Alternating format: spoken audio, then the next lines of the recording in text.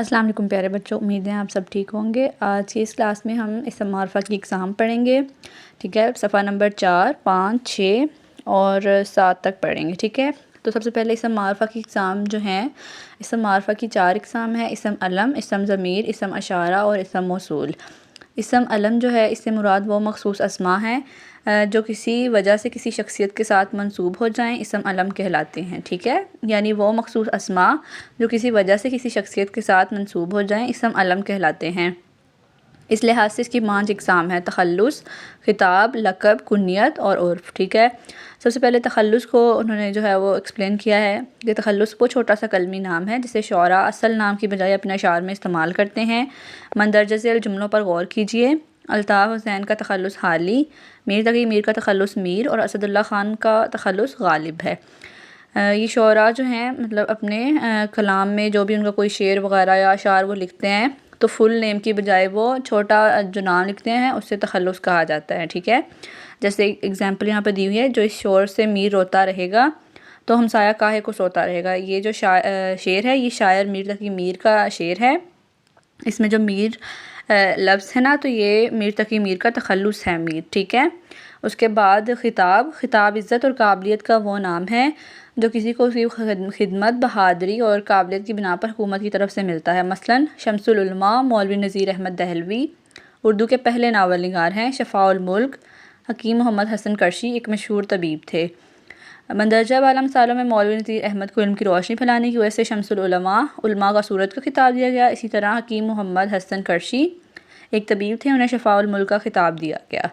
پھر آج یہاں پہ جو اہم بات ہے اسے بھی پڑھ لیتے ہیں کہ آج کل ایک خطاب کے بجائے اعزاز کا لفظ بھی بولا جاتا ہے، یعنی جو کوئی شخص بڑا کارنامہ یا قومی خدمت بجا لاتا ہے اسے حکومت کی طرف سے اعزاز تمغے سے نوازا جاتا ہے۔ مثلاً میجر عزیز بھٹی کو نشان حیدر سے نوازا گیا۔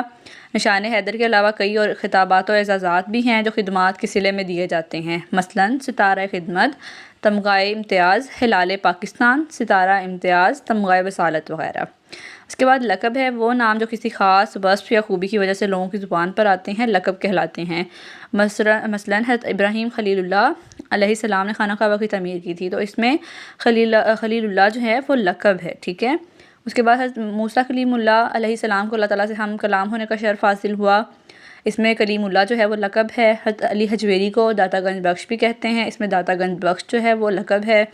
قائد اعظم محمد علی جناح پاکستان کے بانی تھے، تو ان میں جو ہے وہ قائد اعظم لقب ہے۔ جیسے یہاں پہ لکھا ہے کہ مندرجہ بالا مثالوں میں خلیل اللہ، کلیم اللہ، داتا گنج بخش اور قائد اعظم ایسے اسم ہیں جو کسی خاص وصف یا خصوصیت کی وجہ سے استعمال ہوتے ہیں۔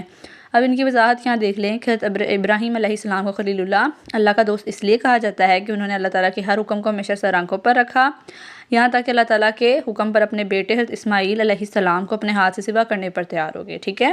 یعنی آپ نے یہ جان لیا کہ خلیل اللہ کا دوست انہیں کیوں کہا گیا، کس وجہ سے انہیں یہ لقب دیا گیا۔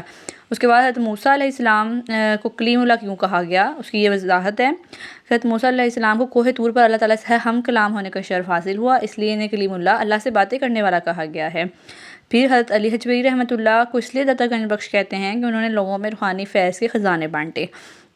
محمد علی جناح نے مسلمان قوم میں اتحاد پیدا کر کے اسے ایک جھنڈے تلے جمع کیا اور ایک نیا اسلامی ملک بنانے میں کامیاب ہوئے، اس لیے قوم نے انہیں قائد اعظم عظیم رہنما کہا، ٹھیک ہے۔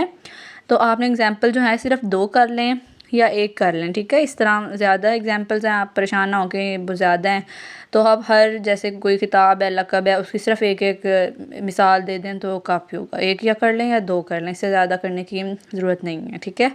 اس کے بعد ہم آ جاتے ہیں کنیت۔ جو نام کسی رشتے کی بنا پر پکارے جاتے ہیں وہ کنیت کہلاتے ہیں۔ مثلاً مندرجہ ذیل جملوں پر غور کیجیے: ماں کی نسبت سے حضرت عیسیٰ کی کنیت ابن مریم ہے۔ یہ جو وین میں لکھا نا، ابن مریم کی کنیت ہے اس سے، ٹھیک ہے، اسے کنیت کہا جاتا ہے۔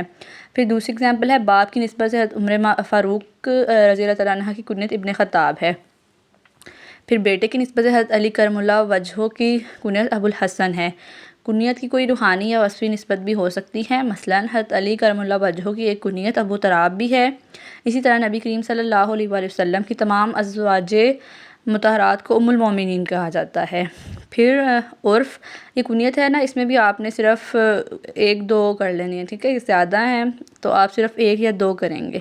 اس کے بعد عرف ایسے مختصر نام جو اچھائی برائی یا پیار سے پکارے جائیں انہیں عرف کہتے ہیں۔ مثلاً ماں باپ پیار کی وجہ سے بیٹے کو پپو یا ببلو کہتے ہیں، بیٹی کو گڑیا کہہ دیا تو سب لوگ گڑیا ہی پکارنے لگے، ٹھیک ہے، اسے عرف کہتے ہیں۔ یعنی ماں باپ جو ہیں اپنی کسی بچی کو گڑیا کہہ کر پکاریں تو یہ عرف ہوگا، بیٹے کو پپو کہہ دیں، ببلو کہہ دیں، تو اس طرح کر کے یہ عرف ہوگا۔ پھر اسی طرح کسی نام کو مختصر کر کے پکارا جاتا ہے، مثلا انور کو انو، شوکت کو شوکا یا سراج کو ساجہ کہا جاتا ہے، ٹھیک ہے، تو یہ سب عرف میں آتا ہے۔ آپ نے بس انہیں ابھی سمجھ لینا ہے، پھر یاد کرنے کے لیے بھی انشاءاللہ آپ کو تھوڑا تھوڑا کر کے دے دیا جائے گا۔ یہ تھوڑا سا لمبا ہے لیکن آپ پریشان مت ہوئے گا کہ ہم تھوڑا تھوڑا کر کے اسے یاد کر لیں گے، ٹھیک ہے۔ تب تک اپنا خیال رکھیے گا، اللہ حافظ۔